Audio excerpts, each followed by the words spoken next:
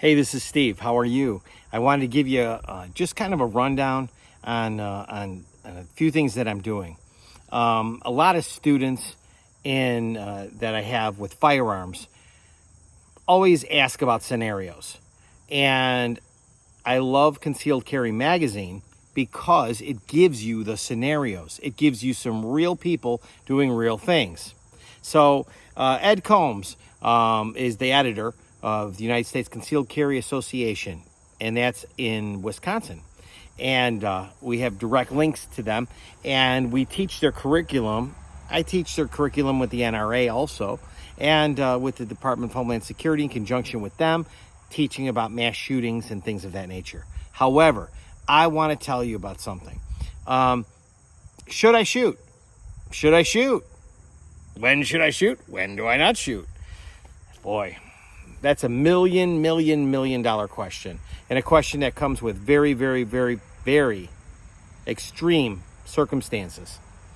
Penalties, fines, all sorts of stuff, including jail time, and of course, the ultimate, taking a person's life.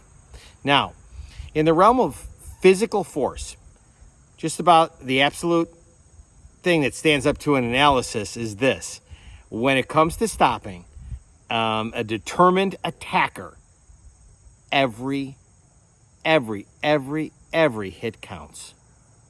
Misses don't count, hits count, right? So everything else is up to debate. Everything else, is there logic in this? Is there emotion in this? Is it better to avoid the gunfight? Yes. Always is, because you'll always win to avoid the gunfight. Okay. So what if a stranger comes in your grocery store and he starts a mass shooting? And he starts shooting everybody and for his service to his jihad or something like that. I hope if anybody's faced with that circumstance that you would react. That rapid mass murder is going to happen, so you need to engage accurately with accurate gunfire against that target. So even the people say, we don't need a gun. Vice President of the NRA says the only thing that stops a bad guy with a gun is a good guy with a gun. Sleep on that. It's true. Okay, so if you're going to hit somebody, you need to hit them with everything you've got. This isn't a wishy-washy decision. If you're not going to make that full commitment to take the bad guy out, then walk away.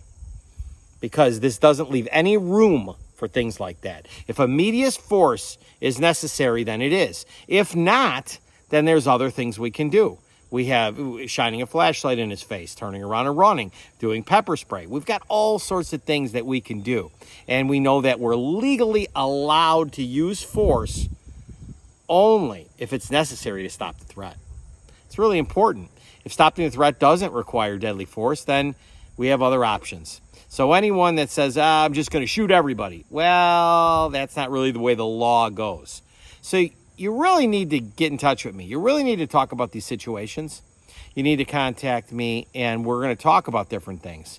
Because there are options. There are several options that you can take. Now, if somebody stuck in your residence and is intent to hurt you or kill you, well, then yes, absolutely engage the target.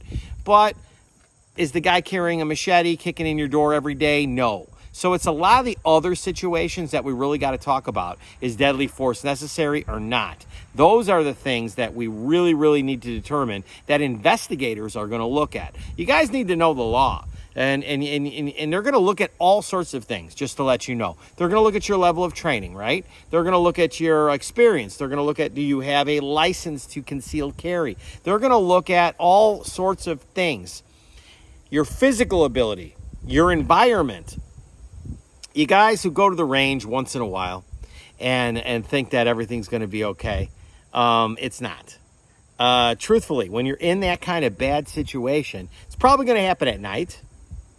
You're probably going to be tired. You're not going to even know it's coming.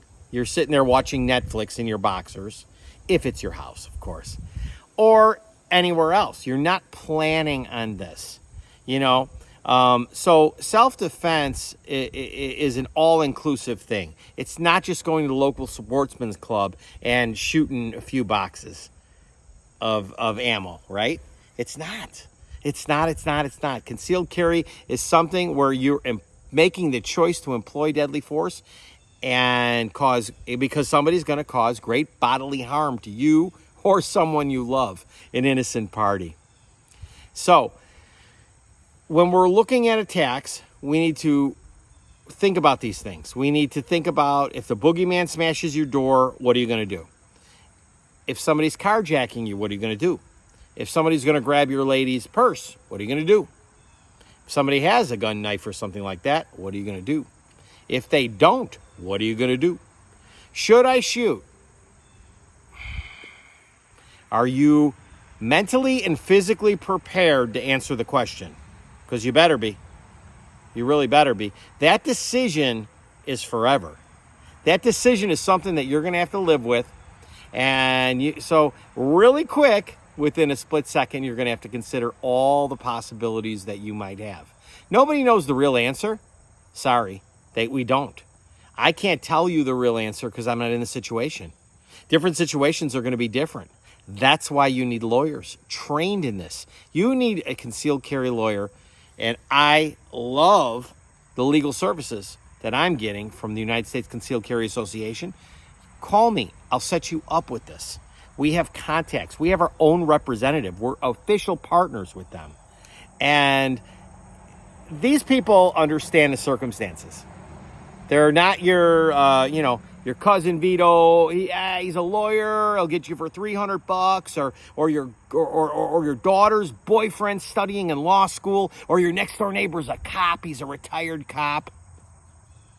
No, we always get the right tool for the right job, and that's how you effectively get things done.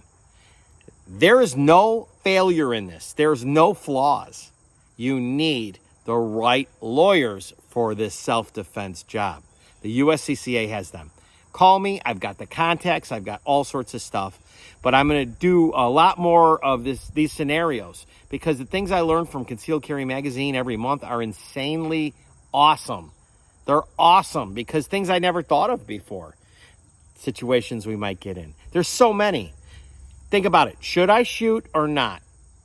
You got to decide faster than you can blink your eye because that's what it takes sometimes. This is Steve Amella. Give me a call. Contact me. And we're going to discuss more. Should I shoot or not? Thank you very much.